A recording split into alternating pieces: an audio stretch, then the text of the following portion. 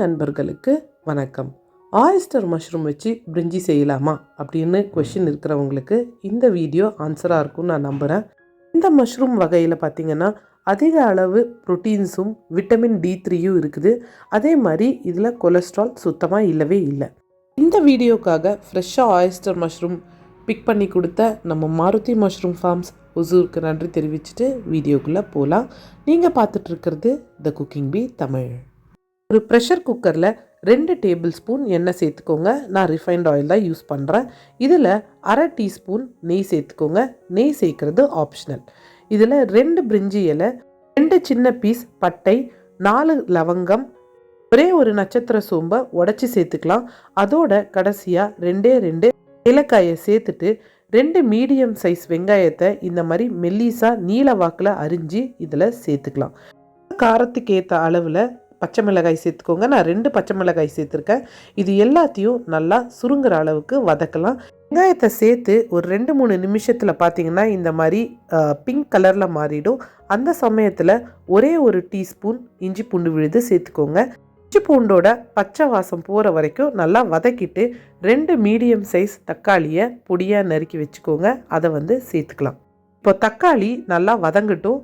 அந்த சமயத்தில் நம்ம பிரிஞ்சிக்கு தேவையான அளவு உப்பு இது அப்புறமா அட்ஜஸ்ட் பண்ணிக்கலாம். அரை டீஸ்பூன் மஞ்சத்தூள், 1 டீஸ்பூன் மிளகாய்த்தூள், இது எல்லாத்தையும் சேர்த்துட்டு இந்த மசாலாவை ரெடி பண்ணிக்கலாம். நல்லா இந்த மசாலா வெங்காயம் தக்காளி இஞ்சி பூண்டோட நல்லா சேரட்டும். இந்த சமயம் நம்ம க்ளீன் பண்ணி வச்சுருக்கிற 200 கிராம்ஸ் ஆயிஸ்டர் மஷ்ரூமை சேர்த்துக்கலாம். முழுசாகவே சேர்த்துக்கலாம். இதை கட் பண்ணி சேர்க்கணுன்ற அவசியம் இல்லை. நம்ம இதை பொடியாக கட் பண்ணி நம்ம சேர்த்தோன்னா இது கரைஞ்சி போகிறதுக்கான வாய்ப்புகள் அதிகமாக இருக்குது. அதனால் முழுசாகவே நான் சேர்த்துக்கிறேன். சிப்பி காளானை எப்படி க்ளீன் பண்ணணும் அப்படின்ற இன்ஸ்ட்ரக்ஷன் என்னோடய பழைய வீடியோக்களில் நான் சொல்லியிருக்கேன். அதையும் நான் டிஸ்கிரிப்ஷனில் வைக்கிறேன். நீங்கள் அதை பார்த்துக்கோங்க. இப்போது இந்த சிப்பி காளான் நல்லா சுருங்குற அளவுக்கு நம்ம நல்லா வதக்கிக்கலாம். மசாலாவோட ஒன்றா சேர்ந்து அதுலேருந்து எண்ணெய் பிரிஞ்சு வர்ற அளவுக்கு நல்லா வதக்கிக்கலாம். நம்ம நாட்டில் பார்த்திங்கன்னா நான் பெரும்பாலான மக்கள் இந்த சிப்பி காளானை யூஸ் பண்ணுறது கிடையாது. But it is a rich source of protein. Japan மாதிரி கண்ட்ரீஸில் அவங்களோட டெய்லி ஃபுட்டில் இந்த மாதிரி வெரைட்டி ஆஃப் மஷ்ரூம்ஸ் இன்க்ளூட் பண்ணிப்பாங்க. இப்போ பார்த்திங்கன்னா மஷ்ரூம் நல்லா சுருங்கிடுச்சு. நான் இதுக்காக 2 கப் தேங்காய் பால், அதாவது முதல் தேங்காய் பால் 2ஆம் தேங்காய் பால்னு எடுத்து வச்சுருக்கேன். இதில் 2ஆம் தேங்காய் பாலை முதல்ல சேர்த்துட்டு அதோட 2 கப்பு தண்ணி சேர்த்துக்கலாம். கடைசியாக நம்ம ரெடி பண்ணி வச்சுருக்கிற ஒரே ஒரு கப்பு திக்கான தேங்காய் பால், முதல் தேங்காய் பாலை சேர்த்துட்டு இதை நல்லா ஒரு கொதிக்கு கொண்டு வந்துடலாம். நான் 1 கப் பாஸ்மதி ரைஸ்க்கு 2 கப் தண்ணி அப்படின்ற அளவில் எடுத்திருக்கேன். நீங்கள் உங்களோட பாஸ்மதி ரைஸ் பேக்கேஜ் இன்ஸ்ட்ரக்ஷன்ஸில் எவ்வளோ தண்ணி சேர்க்கணுமோ அந்த அளவு சேர்த்துக்கோங்க. அடுத்தது உப்பு அட்ஜஸ்ட் பண்ணணுன்னாலும் அட்ஜஸ்ட் பண்ணிக்கிட்டு இதை நல்லா கலந்து ஒரு கொதிக்கு கொண்டு வந்துடுவோம். இந்த ரெசிபிக்கு நீங்கள் புதினா ஆட் பண்ணாலும் ஆட் பண்ணிக்கலாம். பட் என்கிட்ட இல்லாததுனால நான் வெறும் கொத்தமல்லி மட்டும்தான் ஆட் பண்ணியிருக்கேன். சும்மா ஒரு கைப்பிடி கொத்தமல்லி ஒரு ஃப்ளேவருக்காக ஆட் பண்ணிக்கோங்க. இப்போ இது நல்லா ஒரு கொதி வந்துருச்சு. நான் 2 கப்பு பாஸ்மதி ரைஸை அரை மணி நேரம் ஊற வச்சு ரெடியாக எடுத்து வச்சுருக்கேன்.